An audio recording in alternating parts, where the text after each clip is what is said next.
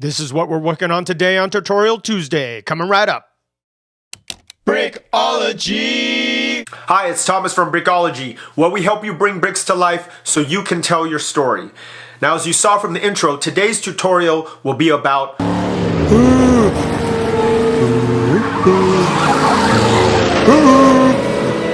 how do you make a car look like there's just endless road. Now, if this is your first time at Brickology, please consider subscribing. I post tutorials regularly on Brickfilming. Hit that subscribe button and the notification bell. Let's jump right into this tutorial. This is the setup that I am doing. I have my 3 lights, 1, 2, 3, and that's illuminating the whole set. Now this is, for the road, I just need the road to zip on by. So the things that I need to animate are the road, the trees and the bushes, and the RC and Woody. I need to animate the wheels on the car so the wheels don't look like they're just sitting still and everything is moving by. This is all I need for the road because that's really all the camera sees, and I'll show you on the computer. That's all the camera sees.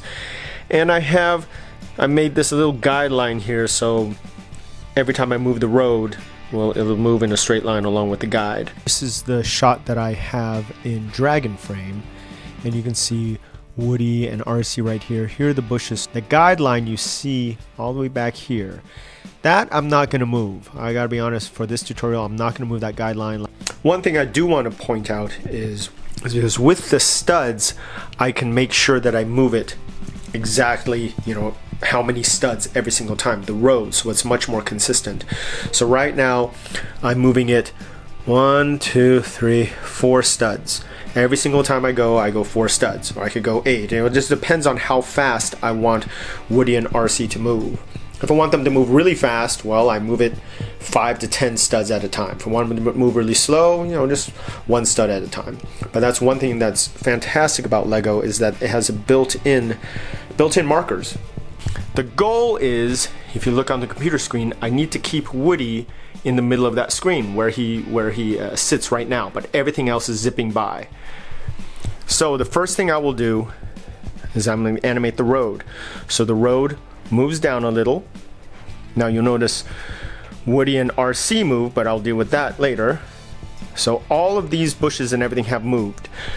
Now if you look back on Dragonframe, the cool thing is you'll see a ghost, this ghost of Woody here. That's where he used to be.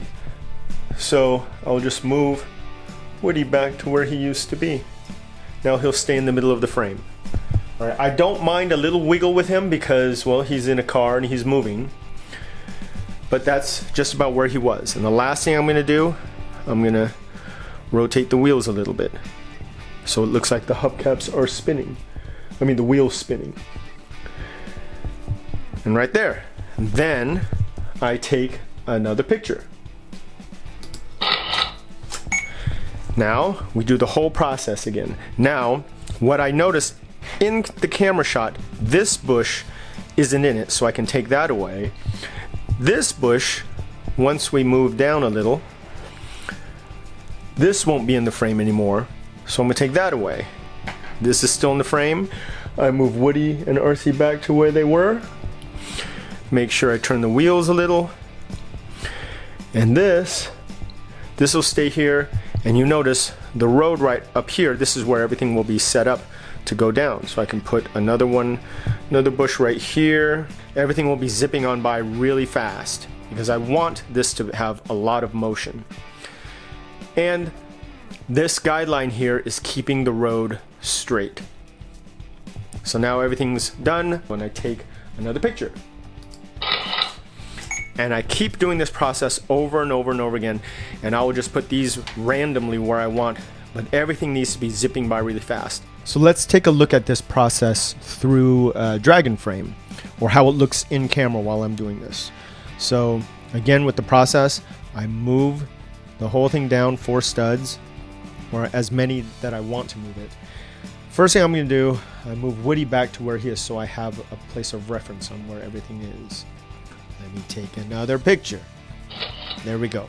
Now let's see what we have so far. I've only taken 16 shots. Let's see what it looks like. That's what it looks like. They're just zipping on by. Zipping on by. Right now what I'm gonna have is Captain America in the Avengers Jeep.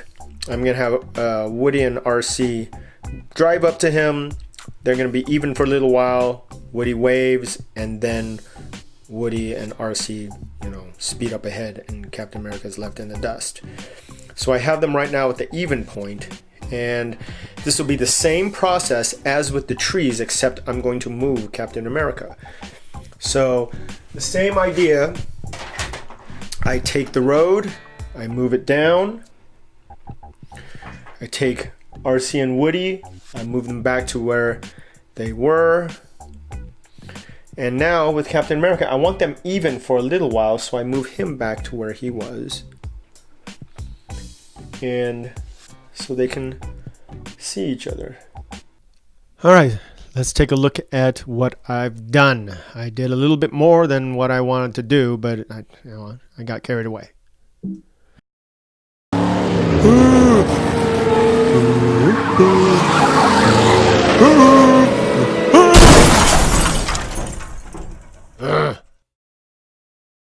So as you can see with this technique, you can make the road go as long as you want and make things happen on the road as long as you follow these steps that I walked you through. And if you're wondering about that big crash at the end and how I can make it even bigger, well, check out this video right here and I'll walk you through the steps on how I make things fly, jump, or get thrown in camera without having to use any computer effects. I hope you're enjoying these tutorial videos. Be sure to subscribe and hit that notification bell. Every Tuesday, I post another tutorial on just a different technique on how to do something in stop motion. All right, until then, I hope you're making some great films. I look forward to watching them. I will see you in the next video.